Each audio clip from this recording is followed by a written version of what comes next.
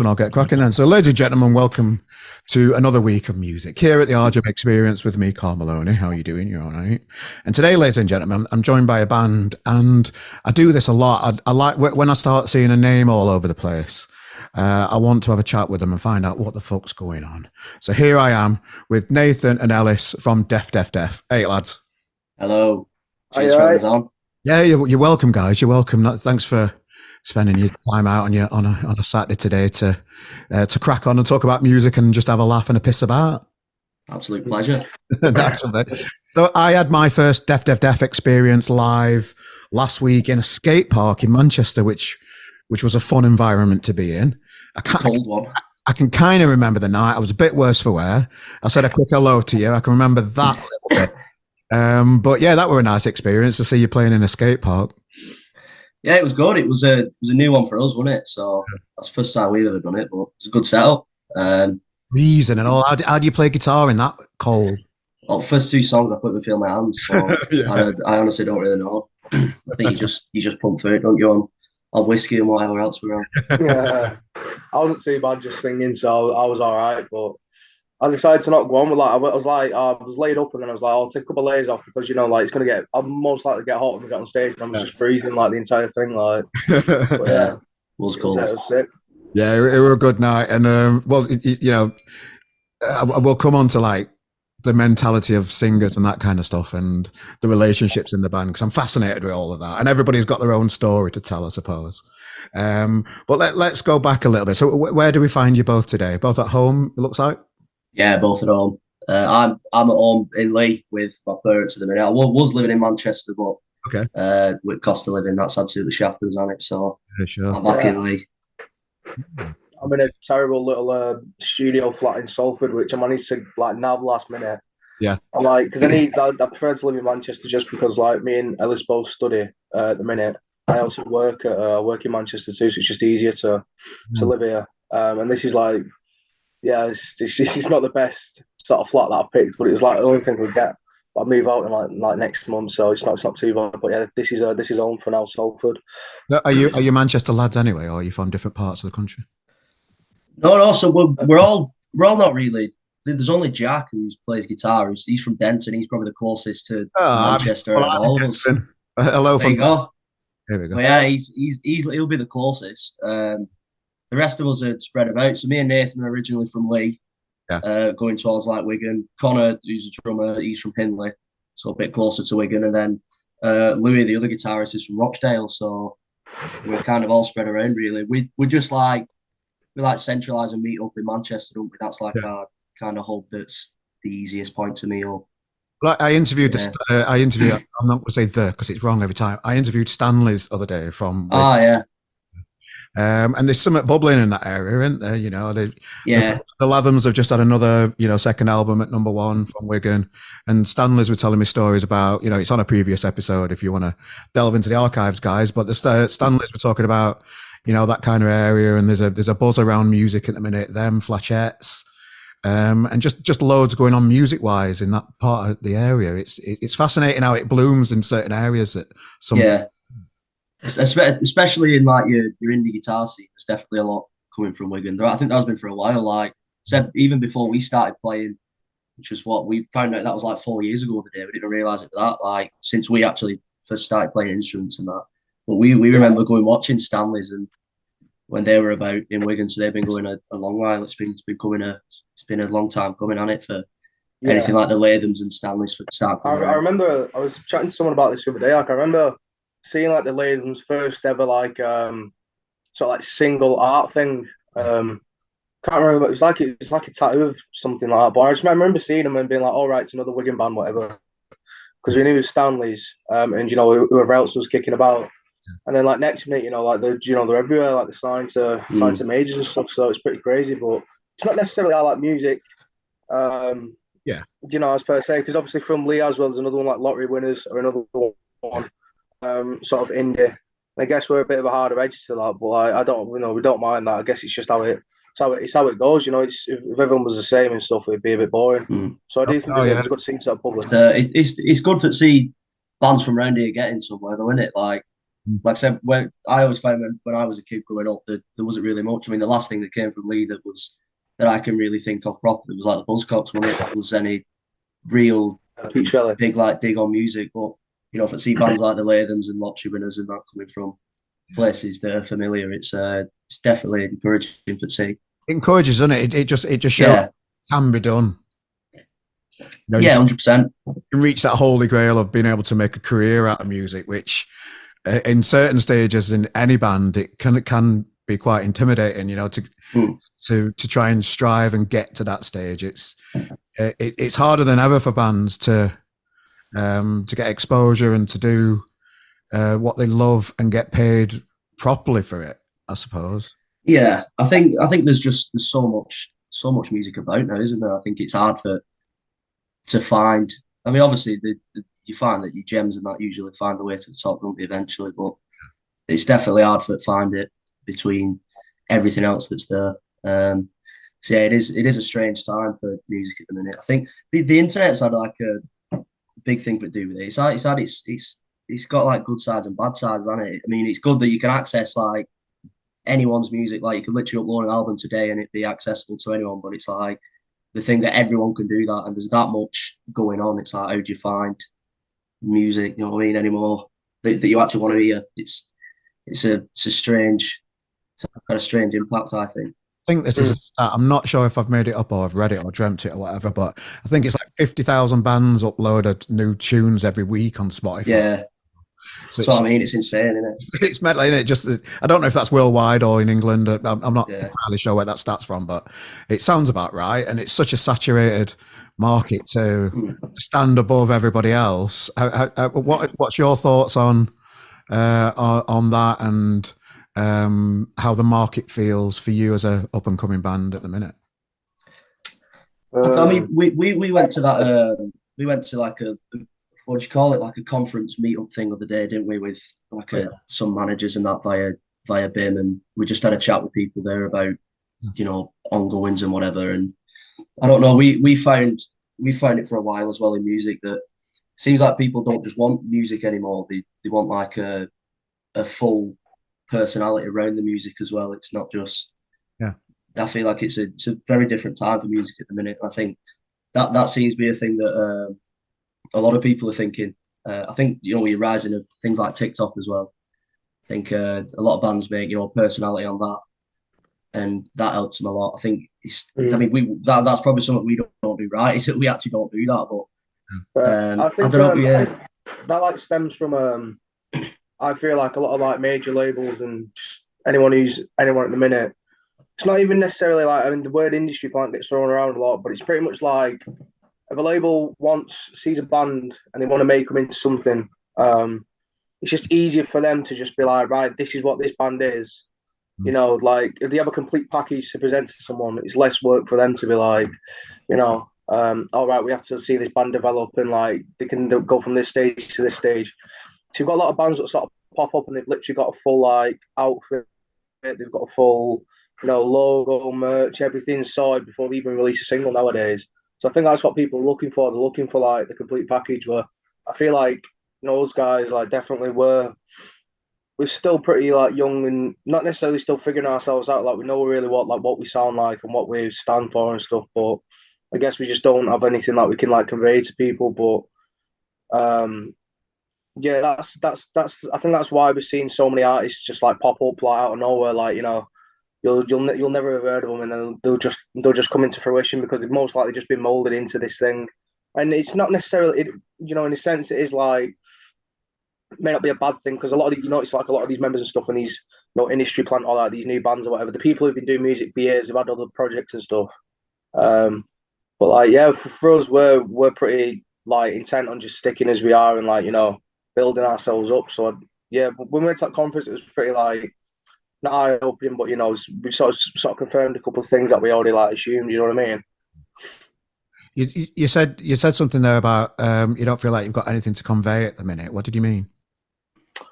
Well, it's like I'd probably say it's just as people we're quite private people. Really, we don't really like we don't have like this big I don't know how to describe it. It's not I like a don't big think we personality don't to want to be anything. convey. We're not, Like, yeah. yeah, we're just kind of doing our own thing, and we're doing what we feel is genuine at the minute. But I feel like when we see bands who are doing well, it seems that they have these personalities, and it's whenever we look at people like that, it just feels like that's not a personality that brings with us. So it's like, we'd rather stay as something that's we feel comfortable is us than try and be something that we're not, and get like a quick fix and if we get a label or whatever, if we started doing something like that. Yeah, interesting. So let's rewind a little bit. So how did you both individually express yourself before music entered your world? And that could be going back as far as you want. I'm not quite sure how old you are. It could be school, college, uni, whatever. You know what? We got onto it quite late, didn't we? Like I only got a bass when I was like 18, 19, and that was literally to start a band. And Nathan only started singing at the same time. I mean, to be fair with Nathan, he only started singing because he couldn't play guitar. So that's like true. Yeah, pretty much. I was trying to play it like sort of flat down, like, because like Yeah. I don't know. It's like literally the stories. It was me, Ellis, and one of our original guitarists, Jacob. I don't even know what it was. Like, you bought a bass. He'd been playing guitar for like half a year, and I just bought a guitar, just out of like pure, just let's try something different. Got together in like his living room. Like, Jacob started playing guitar, Ellis started playing bass, and I was just like completely clueless. And we needed someone to like sing to keep, because he was doing covers of stuff. Like, I think we did a cover of the Verve, Sonic. Yeah, we did Sonic by the Verve. Yeah, I don't know why we just picked that song, and then I just started singing, and it just fell into that, and then so it's been winging it ever since. Nothing to do with you can't be bothered to carry amps about with you. There is definitely that. He saw the iceberg, didn't he? Well enough. No, definitely not. Don't think it's so. like, yeah. Who the fuck's want to carry a drum kit about with him? For God's sake. No. But I mean, if anything pre that though, we was always into music, like, but pre that, it was always sport for us too. We were like big into rugby league. Me and Nathan knew each other from being kids because we used to play against each other like locally. Like, we used to play against each other's teams. We were playing for like the rival teams in the town. So we like grew up. I never really knew Nathan until I got to college and started playing a band. Really, that was a weird thing. I knew him, and I knew people that were mates with him, but I wasn't like, we weren't like a good friends with each other. That's just Lee, though, isn't it? Like, Lee, the town is like, just like you said, there's not really much going on musically unless it's like a cover band or, like a wedding band or whatever. So, like, I enjoyed music, and I definitely, like, if anything, like, I always say, like, I was mad into, I'm wearing a Bad Brains t-shirt now, and I was mad into them when I was like, I don't know, like, I think the first time I was like 13 or something on YouTube. And I just, because at the time, the friends who I was with, I was too scared to sort of be like, oh yeah, I'm listening to punk music, because, I'd get called like a mosher or like an emo or something, you know what I mean?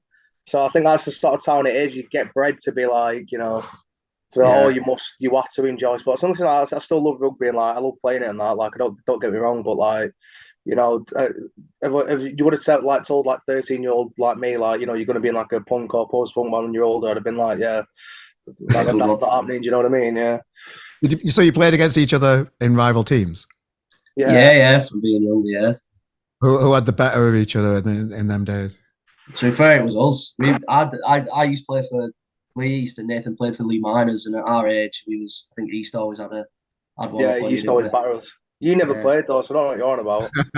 He says it.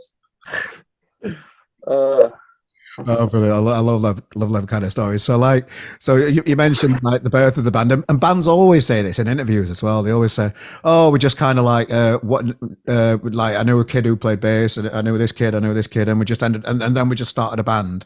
But there's more to it than that, and there's always a little story with it. So I like delving into that particular thing a little bit. So just describe us in a little bit more detail, actually, how it all came together. Do you want me to meet? Well, yeah. Basically, when we first started, like I said, it's me, Ellis, the original guitarist, and our drummer Connor was like a friend of a friend, because we literally were like, we didn't have a drummer. We did our first gig at Jacob, who was our original guitarist, at his mum's 50th birthday party, and it was like Ellis playing bass, me playing guitar, and sorry, Jacob playing guitar, me singing.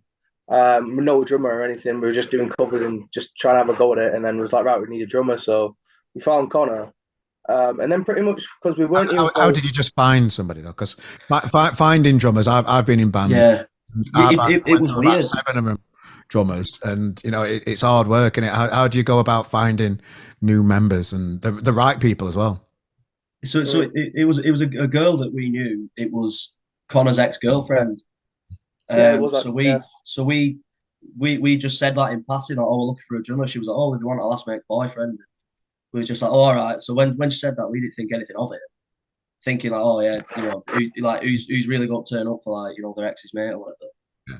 So we turned up to Old Courts in Wigan, and he just turned up like this big, long, gangly streak of pace guy. And he he's was like, he was been like, playing drums for years, and yeah. so like, he was So he, like, yeah. When he turned up, he was like mind-blowingly good when we'd seen him. So we, after that first rehearsal, we was like, well, we best start looking for a drummer because he's not got to hang about, because we were like, we were shocking at time, and he was like far superior, and he stuck about, luckily. God bless him. Yeah. Maybe I'm trying to delve. Maybe I'm trying to delve into this a little bit too much. You know, you know, I'm just going back to when I started in a band. We were all friends from school, and it just kind of just happened. You just find yourself in a rehearsal room, or you know, somebody hears that you play guitar and says, "Oh, can you play this gig or whatever?" It can kind of just organically just happen as well, can't it? Without too much thought. It was weird. Really. Guitar's been the one where we've always like not been able to nail it down. Like we've had, I'm not sure, is it five or six different guitarists really? Something like that, am I overestimating that? It's been quite a few anyway, because we like I said before pandemic, you know, not like, I don't want to mention it too much, but before that we were called a different name. We had complete different members, and that just shifted our sound. Like we weren't even the same band after that.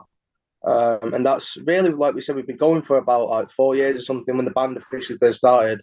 But really, with the current lineup we have with our two guitarists, Jack and Louis now, it's only been like year and a half, 2 years that we've actually been working on this sound. So it's like, it is weird. We've had a weird sort of trajectory so far. Like it's sort of been, it was up, stunted, and then it's just turned into something completely different now. Yeah, well, I always find it interesting just how these stories develop and how relationships form. Why do you think it was that, you know, you've been through 5 different guitarists? Why do you think a few of them fell by the wayside? I think it was to be fair, for a long time, I think we didn't really know what we wanted to sound like. We had an idea, like, I think a bit. We started getting into, especially over lockdown, we started getting more into like shoegaze music and some of like your heavier like shoegaze influence stuff like Deftones and stuff like that. And that was introduced to us by one of our older guitarists actually, like Deftones and that, weirdly. Yeah. And we just really took to that sound. So we was trying to find someone who could produce that sound that we had in our head. And I think it's hard enough finding guitarists now anyway, but for finding someone who's like, you know, who's particularly good with things like pedals and that, it's an even rarer commodity, in it. Yeah, finding the right pedals too. Yeah, that's it. And I think again it was finding. It just seemed like people that we came across were either they weren't particularly what we were looking for in terms of playing, or it was struggling to find time, or you know, they were going into a career and we were. I mean, because a lot of the thing we've done is like avoided career-based stuff to really focus on this.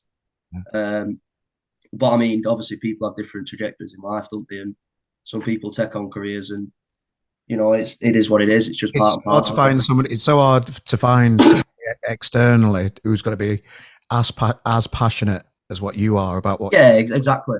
Yeah. It's just one of them things, and like I said, people go down different paths in life, don't they? And just no issue with that. But I mean, we were lucky for stumble across Jack and Louis we have now. They're the longest guitarists we've had, I think, so far, and they're pretty special, both of them. So we feel very lucky for having them with us anyway. Yeah, got a good dynamic.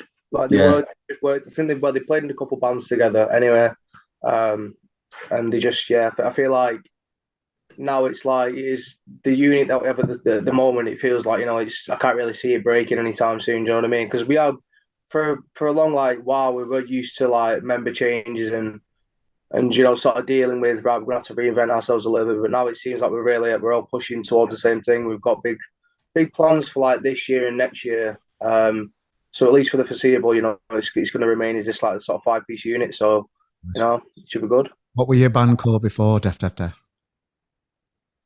Yeah, we were called Salts. Yeah, Salts. We had to change though. We nearly had a lawsuit against us from a French band called Salts. Oh right, okay, fair enough. So I mean, in that time, it wasn't even that big. Like, I mean, obviously it's good. We got played on Introducing in Manchester, and then after that you know what, the first time we played under like Def Def Def properly, it was with Brian Spink put us on at Salty Dog in Northwich, I think it was. And we just got an email the day before from this band's manager and said like we've legally copyrighted the name, so if you play under it, like you're gonna be sued basically. So we were like turning up this next day like shit, like we don't have a name or anything, like what's going on. So we were just throwing names around on the night. Like the name Def Def Def doesn't really have a meaning, does it? Like we were just throwing names around, and that just stuck. We was like, right, we'll play with it. And for a while we hated it, and then it just kind of grew. People were like, I think the thing that triggered it is we were telling people like the new name, and they was like confused and like what's that? Like it's just a weird name, I think, that sticks out. So we was like, well, there's obviously something to it if people are a bit like surprised by it, and like I think a lot of people thought it was death, didn't it? Like as in dying death, like. When we first said it, so he was like, "Fair enough." So it's like a grindcore metal band or something like hardcore stuff. But you mentioned Brian Spink there. Recently passed away, bless him. Yeah. What a massive loss to the industry in this area. That guy. Yeah, he was huge. He was very supportive of us from the start when he used to like come into Manchester and watch us. Never like you never met like a band like in Manchester or whatever locally. You went heard of him and said, "Oh yeah, he like comes to he came to all our shows and he films everyone." So like I think when we read that news, we just literally were like, "Oh my god!" Like, yeah, it was good. There's been like a few people who's like recently, it's like was it John Hall who died, wasn't it recently? Yeah. Too was that last year? Was it the year before? And it's just like these people are just massive bastions of like independent music. It's horrible, but like the things that they did for a lot of bands today is it's beyond words, isn't it? Because like just going to gig all the time, buy merch. They'll always buy T-shirts. Yeah, that's it. And just support, because that's the main way you can support a band these days is buy a T-shirt from them if they're selling one. Because what I think I'm going to come up with another Spotify stat that I might have made up or just heard somewhere on the grapevine where is it like 20,000 streams is not even anywhere near a T-shirt or something like that. It's like next to nothing. Mate, I'll tell you, it's a pain in the ass to get all your money anyway. Like we've been waiting for, because I'm pretty sure from PRS apply for to get your royalties. We've been waiting for money off them for God, it must be a year now. And you're pretty sure you're meant to get paid quarterly. And we emailed them and said like, what's going on? And they said, oh no, your money's due. We've just not given it yet. It's like, how long have we got to wait here? It's so many barriers to, particularly around money in the music industry. It's fucking ridiculous, isn't it? It's stupid. It's hard enough as it is, I don't know how you find it with like promoters and that kind of stuff. I make a point to pay the bands that I've played at RGM gigs on that night. I just do it through PayPal, gives you an email address and it's done, because I know how tough it is for particularly these bigger companies and all, but I know from experience from working with bigger companies, they're the fuckers that are hardest to get the money from as well. That's why the big companies aren't, they don't like they don't like giving it back. Bastards. Yeah, definitely. They always find a way for tech a bit off and all, don't they? Like they do like doing that. Yeah. I mean, we've heard horror stories of bands we know that have obviously been shafted by. We've never really been that bad. We've always ended up getting the money like eventually, but we've heard definitely there's been some horror stories of people just not getting paid. We don't allow it really. It's like that's it. It's like we don't allow it. It's like give us the money now. Like it's got full nuclear. Like, it's just well, you've got to look after yourselves, haven't you? The music industry is the hardest industry in the world. You've got to stand up for yourself, and you mentioned earlier about like finding it difficult to have a personality and stuff, but I mean, like not between you as people. I mean, like visually on TikTok and that kind of stuff. But behind the scenes, you've got to all stick together and just fight for what's yours, don't you? As well as, you know, fight for your place at a festival or fight for your place at a certain gig that you see coming up, or just fight for fans. Just yeah, it's fighting for something, aren't you? It's so difficult. Yeah, that's a big thing that we've spoke about between ourselves, is that you know, so it's a very cutthroat industry. Obviously, we know that, and very dog eat dog in it. But the like one thing we aren't going to do in this is be shafted by people. Like, we're definitely going to stand up for ourselves, type of thing. That's something we pride ourselves on, is not taking shit from people, basically.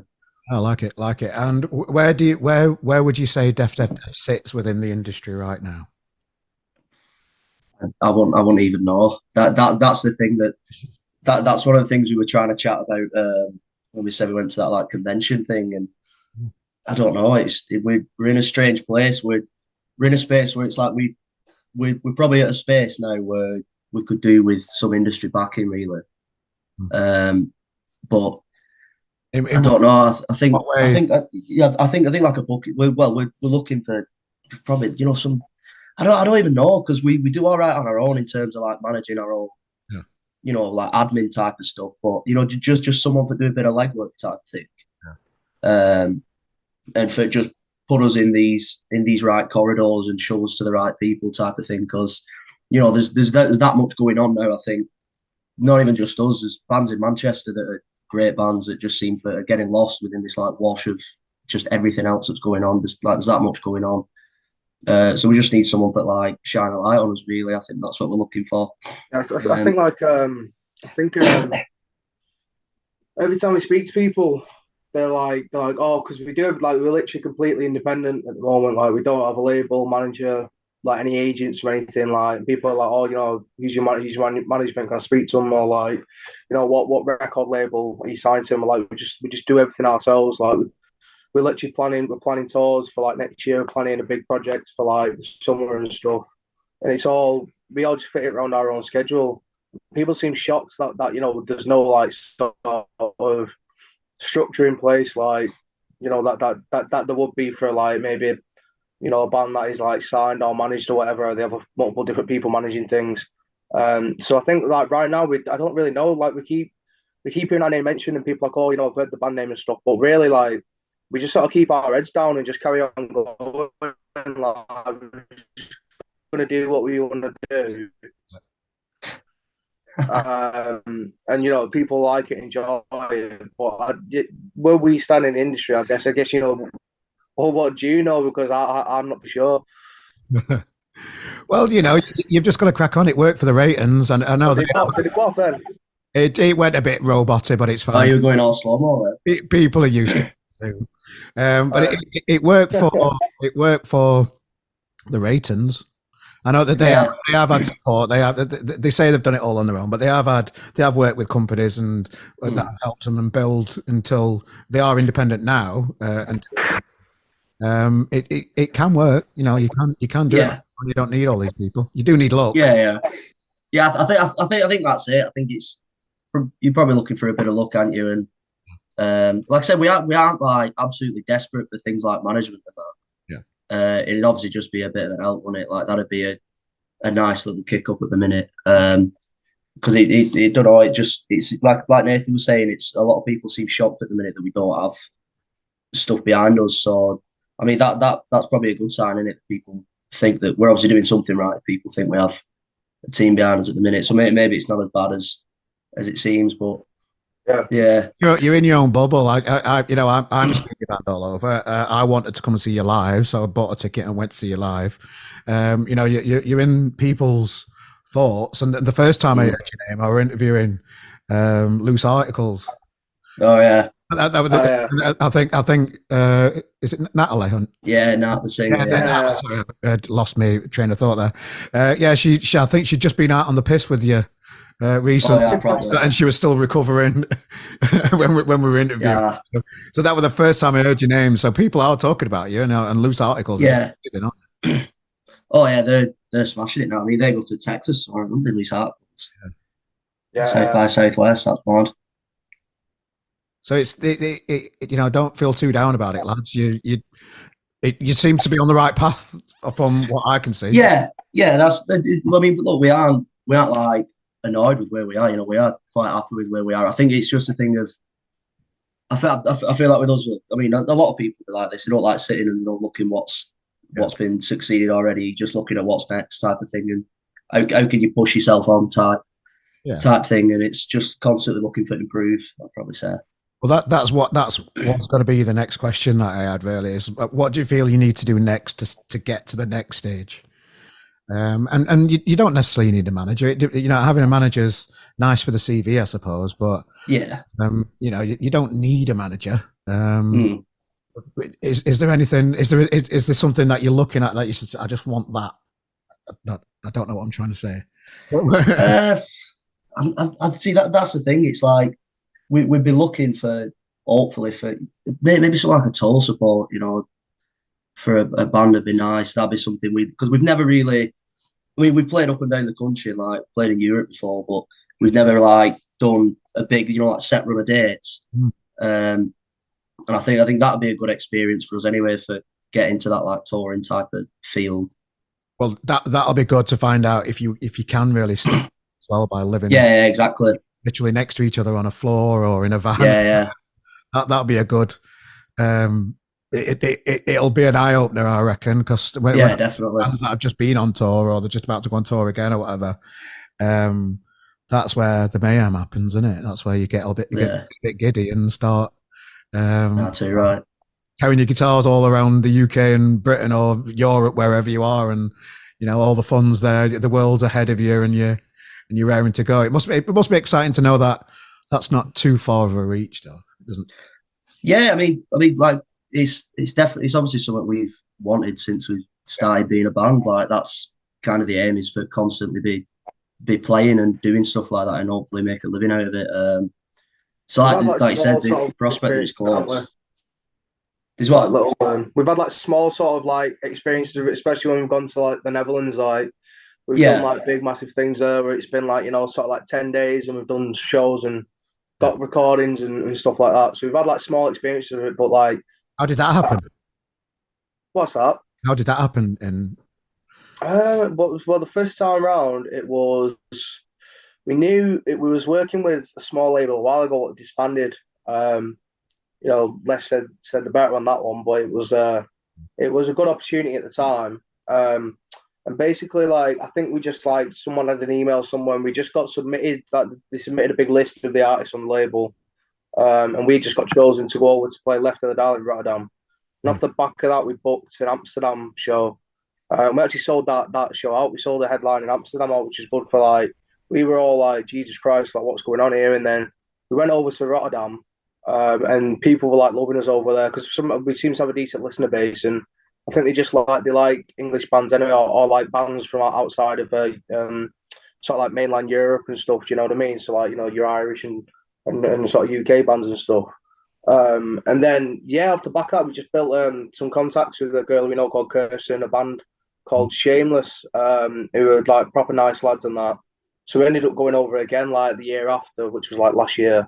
And it's just all, I don't know, we just all built up some contacts there and ended up doing like a little tour of like Utrecht, Rotterdam, Amsterdam. And then we ended up staying in like a small little studio, like in the middle of nowhere, like right on the border of the Netherlands and Germany. And that was where we recorded our recent live EP. We just literally sat down for like, it was like four, maybe even 5 days. Can't remember how long we were there for, and just got a load of songs written, jammed them out, got them recorded and stuff. And we were just like, it was just sick. It was a mad experience to sort of like, like I was sort of thinking at the time, like, I would have never thought of being able to experience something like this. You know what I mean? So that's how that came about. But it was insane. Well, I've got to ask you, Nathan. I'm a bit one of those nosy bastards. What are you comfortable saying about what happened with that record label?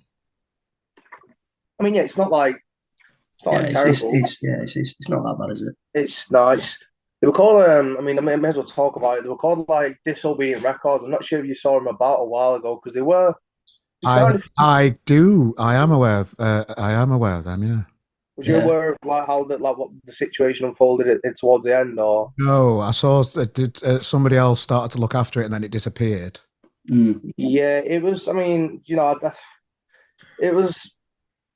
I don't know. I guess the short, summary of it is like they ran out of money pretty much, like, or like they couldn't support it financially. He was running it. Yeah, he was doing too much, wasn't he? He had like when it first started off, we were excited by it because there may be us and a few other bands, and then I think by the time it disbanded, it was like there were like 20 odd bands on it, and he had about like we knew people who he told that he was signing on, and then when it disbanded, like we said, I remember Pincher actually were due for sign on a band from Manchester, class band, and we got told it had disbanded, and we got in touch with Pincher and said, "Oh, have you heard about Disappeared?" And he was like, "Oh yeah, we're signing the contract today for jump on it." And he was like, "No, it's not a thing anymore." Like, so he was, like I said, he was running it all himself. And to be fair, whilst he was doing it, like fair play to him, he was grafting hard and that, but he just ran himself well too thin. He was running it. They had a bit of a PR arm, and they used to send us music all the time. Yeah. And submit music onto the magazine. And at RGM, we've got a bit of a paid structured thing. There's free option, obviously, for everybody that, if you can't afford it or whatever. Yeah. And they did pay for a couple of like interviews and all that kind of stuff that went on there. So it kind of like I had this relationship with them and then it just disappeared. So yeah. Yeah, I mean that was kind of the same with us. Like we were going on it and it was doing well. I mean, we chatted between us and said like it's a bit strange, he's signing a lot of bands, and then literally one day, no warning, we just got an email saying, "Oh, your contract's terminated and it's finished." Like, so he was like, "All right, nice one." Like, we've just been left with nothing here. But I mean, we had a few issues after with songs that were released on that label that disappeared off Spotify. Still got one now that I haven't got back on. Things about with Bandcamp. I mean, I'm not sure if we actually sold anything through Bandcamp, but there was a few issues with that. Like we weren't really sure where the money was going and stuff like that. But yeah, I mean, it was a while ago, wasn't it? I mean, obviously we've kind of cleared all links that we had with them have gone now. We've sorted everything out, but that's something that's going to be coming a bit later this year. Where one of our songs, City Song, got taken off Spotify because I think he deleted the distribution account that it was released on. So I mean, we're going to be re-releasing that. I think we might look again like remixed, and we have a B-side ready for go with that we recorded a bit ago. So that'll be coming out probably early summertime, won't it? It's all part of the story of a band, isn't it? Negotiating your way through these pitfalls that happen. You won't be on your own. There's thousands of those bastards out there. Well, that's the thing. We got off quite lightly with it.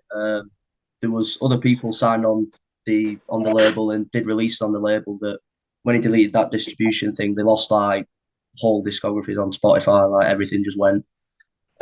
So we got off quite lightly with it, really. Yeah. I was going to ask you because at RGM we don't shy away from to stay alive as a magazine. We've got costs, and just so people are aware of it, the server just to host the online magazine has gone up a lot, from like 100 quid to nearly 300 quid a month just to keep it alive, that kind of stuff. Just so people are aware of the cost of these things. And I did see a cheeky tweet from Def once saying, "Oh, those bastards, they charge you for everything." So I just thought that'd have been Nathan. He loves it. No, but I like having conversations about that because it's fine. It is what it is. We charge for stuff. We do have a free option that that people can take advantage of and do what they want.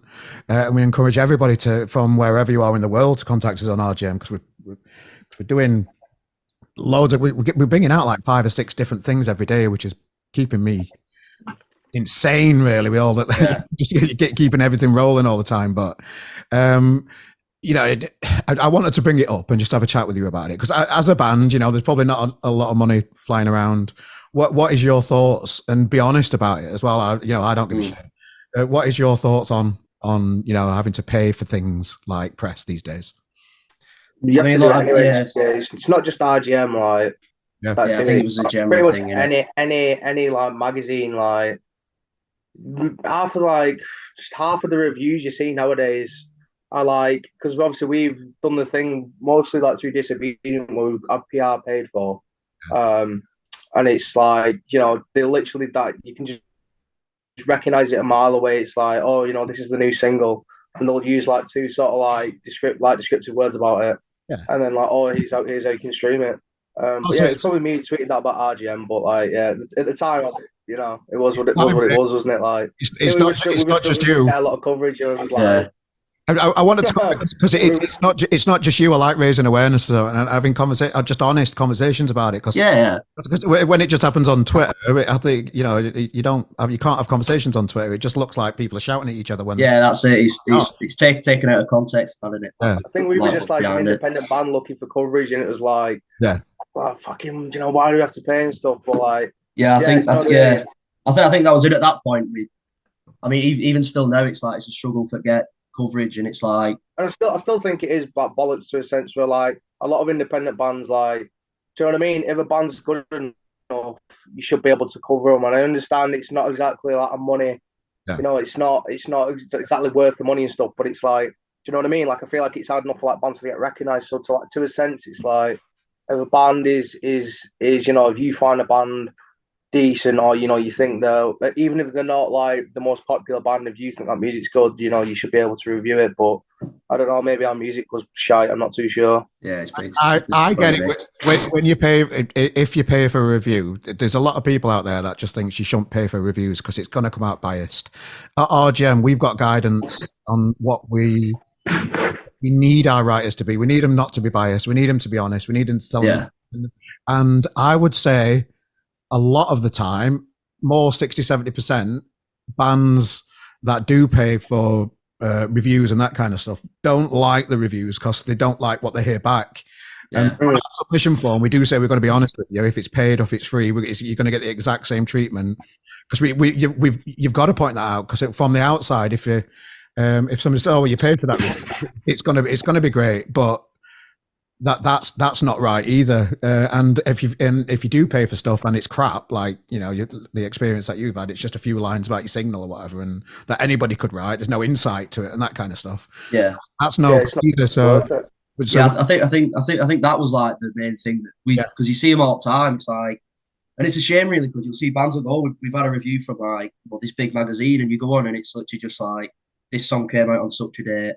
The band members are here's how you stream it, and it's like, is that it? Because I think even from a reader, not even from like somebody who's in a band's point, do you know what I mean? Yeah, you want to know what their opinion is on it. Like, I always say to our readers, don't read the EPK because all it's going to have on it is bands the same stuff on it. It's going to be band members, what gigs you've got coming up, and a biography that they've wrote probably 3 years ago. That's out of date anyway. Yeah, that's it. And so I just tell them not to any of that because nobody wants to read a PR statement anyway. That's what I mean. And it's like, but you see a lot of, especially like big magazines and that, like you see like NME and that, and it's like they're they're meant to be like the hotbed of like musical opinion, aren't they? Like the NME, they've been for years, and you just see them pumping out just shit, and it's like, what is this? Because you're not even saying anything. You know what I mean? Yeah. So it's a shame, really. Yeah, well, good chat, lads. I like to talk about that kind of stuff because particularly, because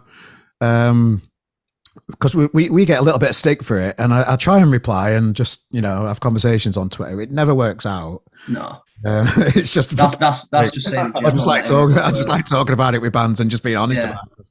Yeah, and that £100 for this interview would be nice later on, lads. Right, so what would you say about your music? What are you trying to say with your music as Def? Talk us about the tunes. Go on, Nathan. It is varied in terms of like lyrics and what we're trying to say, I guess. I think like I say, we're writing at the minute for like a bigger project, which is sort of thematically. I've been trying to approach it really like with like a lot of relatability. Just by like being, especially with us sort of being like young adults now, sort of growing up into, coming from, being sort of like young teenagers carefree to now having like responsibility and, things like, do you know what I mean? Life does like get quite overwhelming at this period of time, where I think a lot of us are at the minute, especially trying to make it as a band, and also worrying about the fact that the future is still a thing you have to look out for. You need a job, you need money, you need some sort of stability somewhere and able to fund the band. So that's really what we've been writing about at the minute. But I feel like, yeah, like maybe we're not out there to make like a massive like political stance or anything. Do you know what I mean? Like how a couple of bands might be. How we probably were when we first started was very like political. Took a lot of inspiration from the likes of like idols and stuff, and being really opinionated, like Sleaford Mods and stuff. But I feel like there is definitely themes of that in some of our songs. It just isn't as point blank. I sort of try and convey it in the sense of like the lyrics that are right can be interpreted in multiple ways. And that's sort of what we want to do. We want to make it like accessible to people, but it also still has like undertones of, we speak a lot about.